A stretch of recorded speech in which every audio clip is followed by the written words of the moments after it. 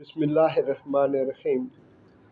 میرے پیارو، جناب رسول اللہ صلی اللہ علیہ وسلم نے حجۃ الوداع کے موقع پر جب آخری خطبہ ارشاد فرمایا تو اس کے آخر پر یوں فرمایا کہ جو لوگ یہاں موجود ہیں وہ میری ان باتوں کو ان لوگوں تک پہنچا دیں جو یہاں موجود نہیں۔